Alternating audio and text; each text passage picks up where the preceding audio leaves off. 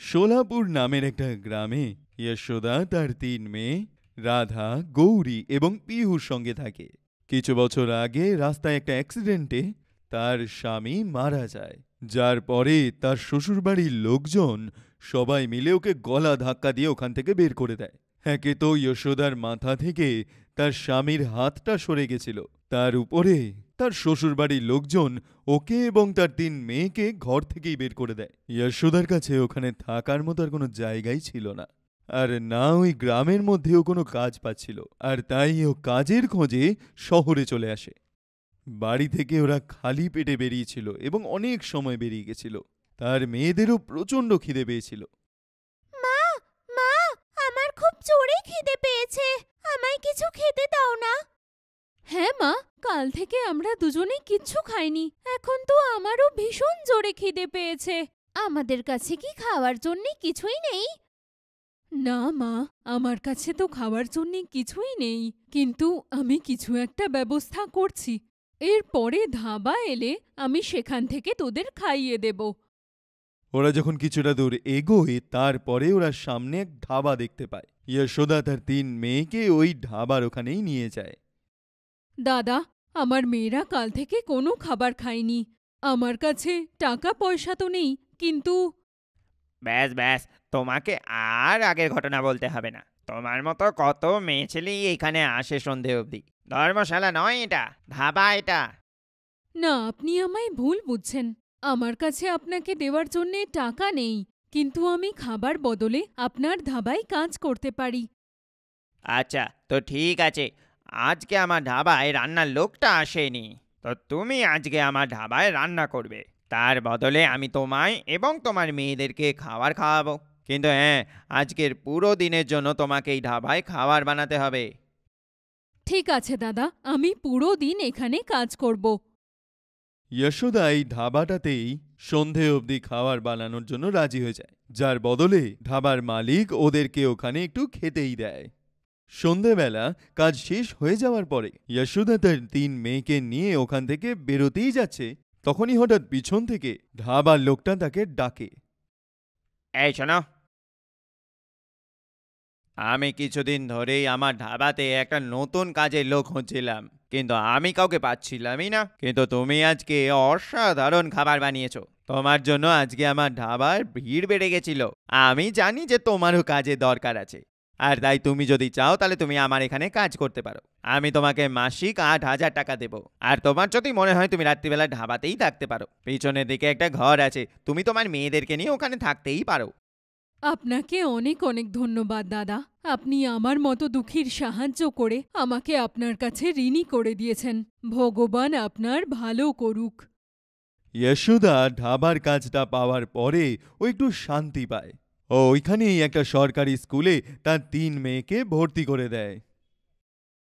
রাধা, গৌরী, পিহু, দেখো আমি অনেক কষ্ট করে তোমাদের ৩জনকে মানুষ করছি, তাই তোমরা খুব মন দিয়ে পড়াশোনা করো।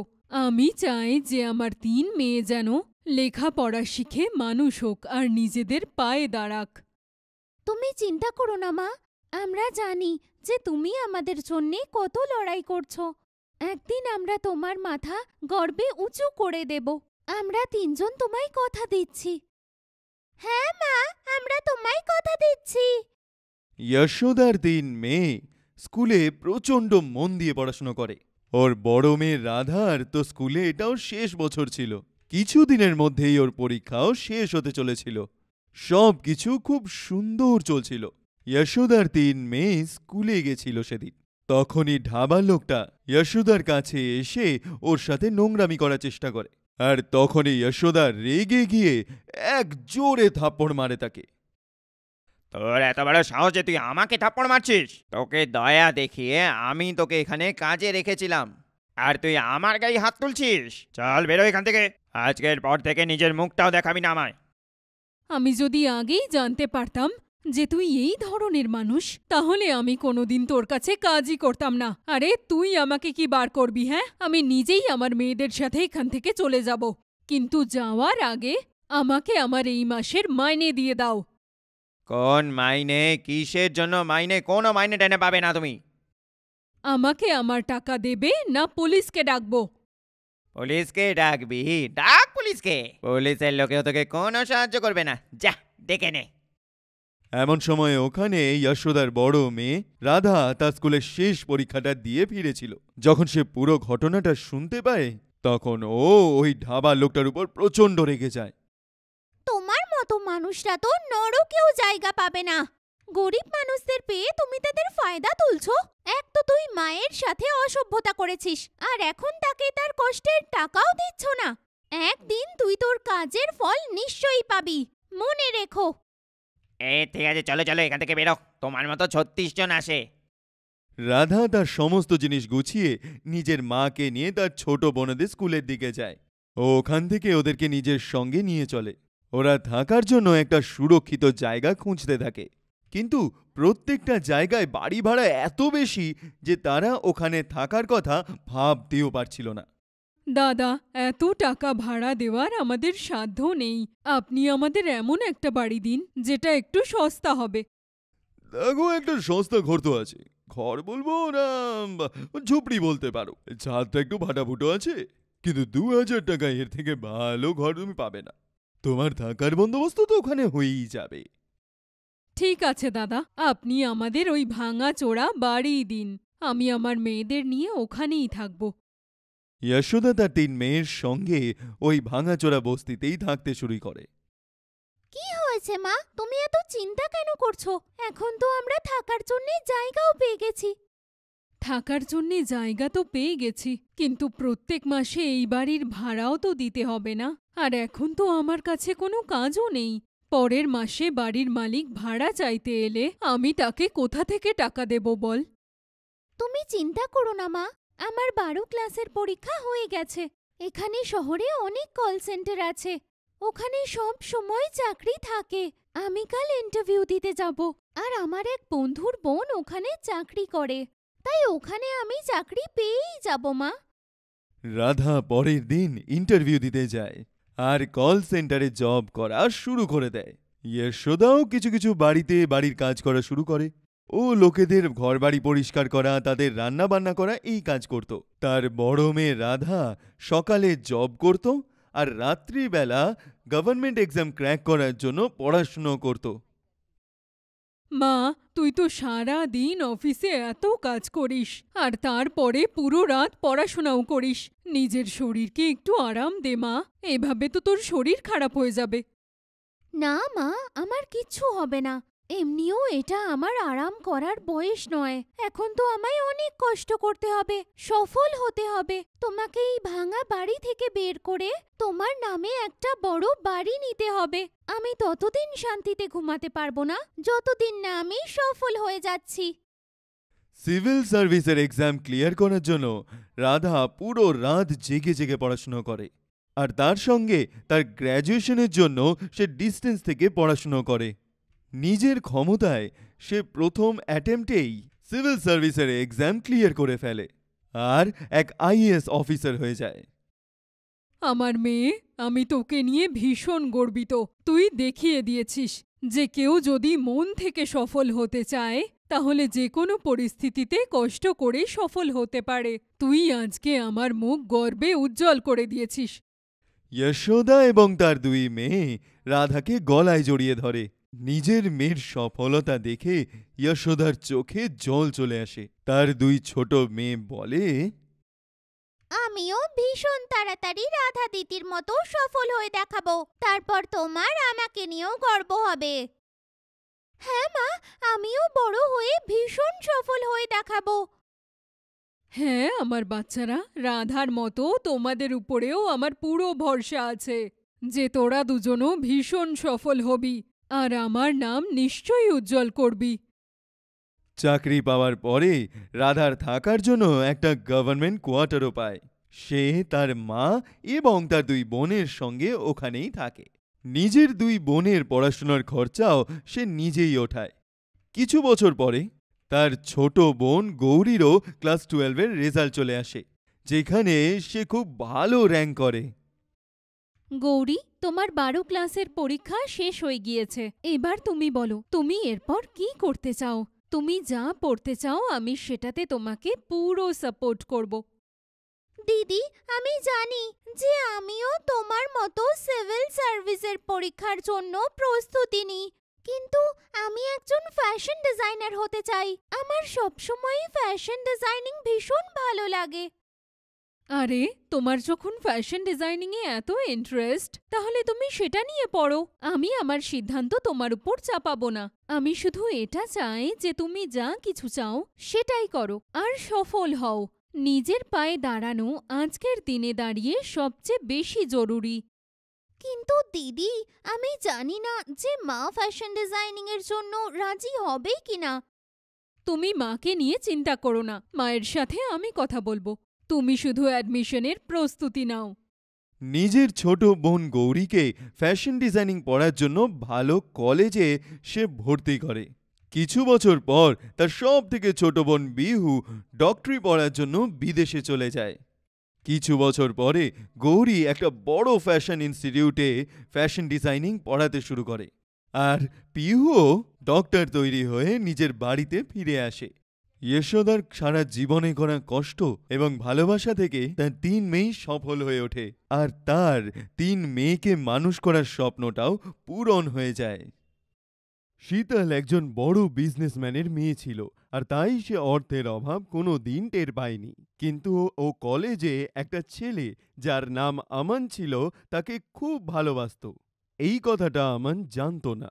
এইরকমই একদিন শীতল ওকে প্রপোজ করলো, আর আমান ওকে ফিরিয়ে দিয়ে বলল, তুমি কি এটা জানো যে তুমি কাকে প্রপোজ করছো? আমার বাড়িতে ঠিকঠাক করে খাওয়ার জন্য আমাকে পার্ট টাইম জব করতে হয়। এরকম অবস্থায় আমার মতো একটা গরিব ছেলের সঙ্গে তুমি এই ভালোবাসার নাটকটা করো না। কিন্তু আমান, আমি সত্যিই তোমাকে পছন্দ করি, আর আমার তোমার ফাইন্যান্সিয়াল কন্ডিশন নিয়ে কোনো অসুবিধে নেই।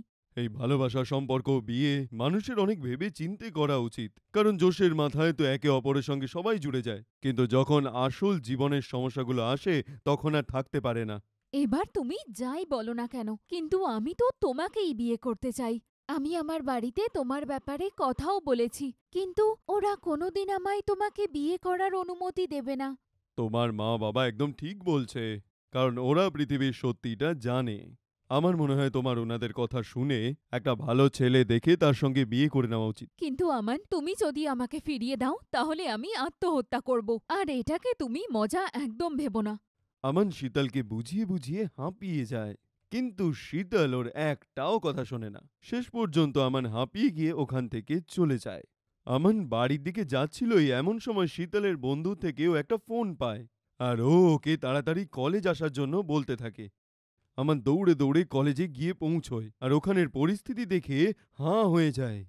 শীতল কলেজের ছাদের উপর দাঁড়িয়ে থেকে আমানকে ভয় দেখাতে থাকে। আমান, তুমি যদি আমার প্রপোজাল অ্যাকসেপ্ট না করো তাহলে আমি ছাদ থেকে লাফ দিয়ে প্রাণ দিয়ে দেব। এরম পাগলের মতো কথাবার্তা বলো না। আমি তোমার প্রপোজাল অ্যাকসেপ্ট করছি, তুমি ওখান থেকে নেমে এসো। আমানের ইচ্ছে না থাকা সত্ত্বেও ওকে প্রপোজালটা অ্যাকসেপ্ট করতেই হয়, আর কয়েকদিনের মধ্যে ওরা দুজনে বিয়েটাও করে ফেলে। এই বিয়েটা শীতলের মা বাবাকে না জানিয়ে হয়েছিল, তাই জন্য ওরা বিয়ের বিরুদ্ধে ছিল।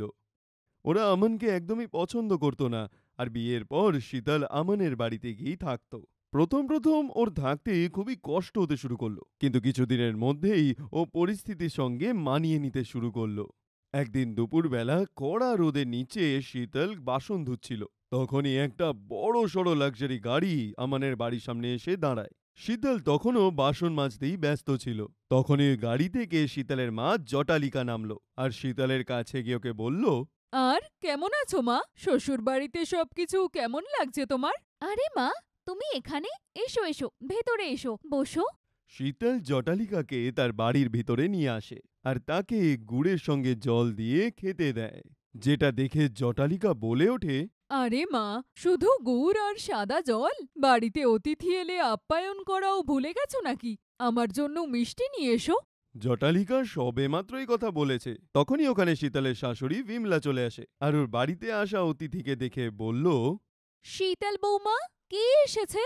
শাশুড়িমা, আসলে আমার মা এসেছেন। কি, বেয়ান এসেছেন? তাও আমাদের বাড়িতে? আমাদের বাড়ির তো ভাগ্যই পাল্টে গেল। কেমন আছেন বেয়ান? এখানে কেন এসেছেন? আরে বেয়ান, আমি তো আমার মেয়ের শ্বশুর বাড়িতে কিছুদিন থাকতে এসেছি। আমি ভাবলাম কিছুদিন ওর বাড়িতে গিয়ে থাকলে ওর হয়তো ভালো লাগবে। কেন নয় বেয়ান? আপনি এই গরিবের বাড়িতে এসে আমাদের ধন্য করে দিয়েছেন। আপনাকে অনেক অনেক ধন্যবাদ। আরে আরে বিমলাদি, আপনি দাঁড়িয়ে আছেন কেন? আপনি অনেক খাটাখাটনি করে এসেছেন, তাই এখানে আসুন। আমরা বরং বসে কথা বলি। ঠিক আছে বৌমা, বড় কৌটোতে খাওয়ার জন্য মিষ্টি বাতাসা আছে, যাও প্লেটে করে নিয়ে এসো। আরে আরে বিমলাদি, আপনি কেন কষ্ট করছেন? আমি এখানে আসার সময় ৩৬ রকমের মিষ্টি এনেছি, আর আপনার জন্য ১০১টা শাড়ি আর তোত্তও এনেছি। আপনার জন্য আমার তরফ থেকে একটা ছোট্ট উপহার। কি, ১০১টা শাড়ি আর সাথে ৩৬ রকমের মিষ্টি? আরে এসব তো কিছুই না, এটা তো আমার তরফ থেকে একটা ছোট্ট উপহার। বাচ্চাদের বিয়ে করার খুব তাড়া ছিল না, না হলে আমি তো কোনো 5 স্টার হোটেলে ধুমধাম করে ওদের বিয়ে দিতাম। আর যৌতুকে আমি এত টাকা পয়সা গয়না দিতাম যে আপনাদের ৭ পুরুষের ভাগ্য একদম পাল্টে যেত। আপনাকে অনেক অনেক ধন্যবাদ। আচ্ছা, এই সব ছাড়ুন, আপনি এটা বলুন যে দুপুরে আপনি কি খেতে চান? আপনি সেসব নিয়ে ভাববেন না, আমি সেটারও বন্দোবস্ত করে রেখেছি। আমি শহরের সবচেয়ে বড় রেস্টুরেন্ট থেকে খাবারের অর্ডার দিয়ে রেখেছি, হয়তো এক্ষুনি চলে আসবে। তারপর আমরা সবাই একসাথে খাবো। জটালিকা এইসব কথা বলছিলই এমন সময় বাড়িতে কারেন্ট চলে গিয়ে পাখাটা বন্ধ হয়ে যায়, যার ফলে ওর প্রচণ্ড গরম লাগতে শুরু করে।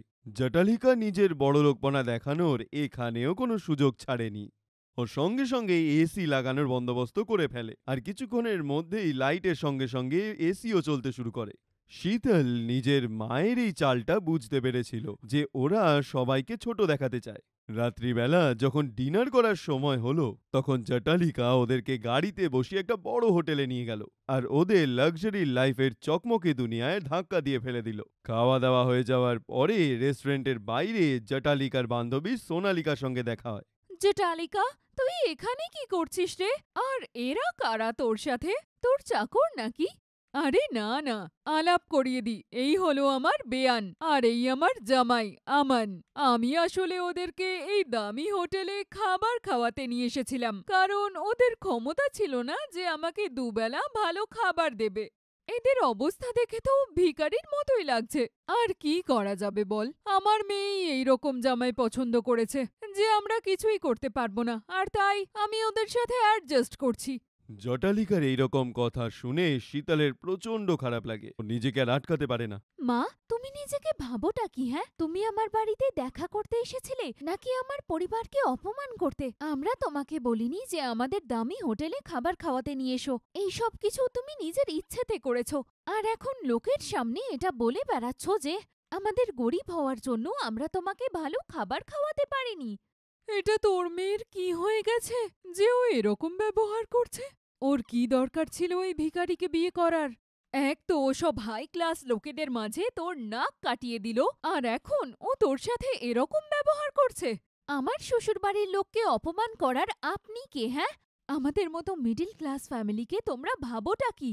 আমার স্বামী যাই রোজগার করুক না কেন, আমি আপনার স্বামীর রোজগার করা রুটি খেতে যাই না। আপনি যদি আর একটাও বাজে কথা বলেন তাহলে আমি মুখ ভেঙে দেব।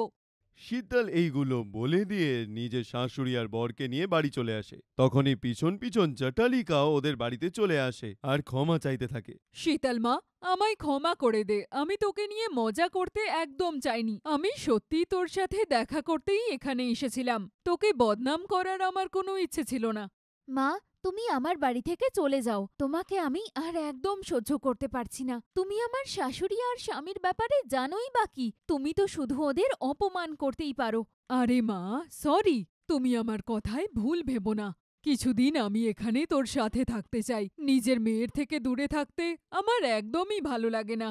আরে বেয়ান, কোনো ব্যাপার না, আপনি যতদিন চান ততদিন আমাদের এই ছোট্ট বাড়িতে থাকতে পারেন। শীতল, নিজের মাকে ক্ষমা করে দে মা, আর ওনার জন্য বিছানা তৈরি করে দাও যাতে ওনার ভালো ঘুম হয়। শীতল ওর সব কথা মেনে নেয়, আর পরের দিন সকালবেলা যখন জটালিকা ঘুম থেকে ওঠে তখনও দেখে যে ওদের মেয়ে স্নান সেরে নিয়ে ঠাকুরের পুজো করছিল। আমান আর বিমলা ওদের সঙ্গে পুজোয় বসেছিল। আরতি করার পর শীতল সবাইকে প্রসাদ দিল আর রান্নাঘরে খাবার বানাতে চলে গেল। এই সব দেখে জটালিকা নিজের চোখকেও বিশ্বাস করতে পারছিল না। তারপর বিমলা আর আমান নিজের কাজের জন্য বেরিয়ে যায়। শীতল বাড়ির সব কাজ সেরে নিয়ে বসেছিল, এমন সময় জটালিকা ওর কাছে যায়। মা, তুই এইসব কবে থেকে শিখে গেলি? আগে তো তুই ঠিক করে জল গরমটাও করতে পারতিস না, আর এখন এখানে সবার জল খাবার থেকে রাতের খাবার তুই একাই বানাচ্ছিস। বাড়ি ঘর দোর পরিষ্কার করা তো দূর, তুই কোনোদিন নিজের জিনিসও গুছিয়ে রাখতিস না, আর এখানে একা তুই পুরো বাড়ি সামলাচ্ছিস। বিয়ের আগে তুই সবসময় পাগলের মতো ঘুরে বেড়াতিস, কিন্তু এখন তুই সব দায়িত্ব পালন করতে শিখে গেছিস। তোর মধ্যে এত বদল কি করে এলো? মা, তুমি কি জানো, আমার শাশুড়ি মা আমাকে তোমার চেয়েও বেশি ভালোবাসেন আর আমাকে মেয়েই মনে করেন। উনি আমাকে ছোট ছোট সব জিনিস শিখিয়েছেন। উনি কোনোদিন আমাকে নিজের পর ভাবেননি। আর রইল বাকি আমান, আমি ওকে কলেজ থেকেই চিনি। ওর মতো সৎ আর পরিশ্রমী মানুষ আমি আজ অবধি একটাও দেখিনি। ও আমার পৃথিবী পাল্টে দিয়েছে আর আমাকে বাঁচার সঠিক মানে শিখিয়েছে। আমার মেয়ে কবে এত বুঝতার হয়ে গেল আমি জানতেও পারলাম না। আমানকে তোর বাবার খুব পছন্দ ছিল, কিন্তু ওর গরিব হওয়ার জন্য আমি ওকে পছন্দ করতে চাইনি। আমি এটা চাইনি যে তুই ওই গরিব বাড়িতে গিয়ে নিজের জীবনটা খারাপ করে দে। মা, তুমি তো এটাই সবচেয়ে বড় ভুল করেছ। তুমি আমানকে টাকা দেখে বিচার করেছ, কিন্তু আমি ওর চরিত্র আর ব্যবহার দেখে ওকে বিয়ে করেছিলাম। আমি আমার ছোট্ট পরিবারের সাথে খুব খুশি আছি মা। আমি তোর বিয়ে সোনালিকার ছেলের সঙ্গে দিতে চেয়েছিলাম, কারণ ও বড় লোক আর তোর কোনো জিনিসের কোনো কমতি থাকতো না। মা, তুমি খুব বোকা। সোনালিকা কাকিমার ছেলে আমার কলেজেই পড়তো আর ওর অনেকগুলো অ্যাফেয়ার্স ছিল। আমি ওকে চিনতাম। আমি জানতাম ও খুব বাজে মানুষ, তাই আমি কোনো দিন ওকে বিয়ে করতে চাইনি।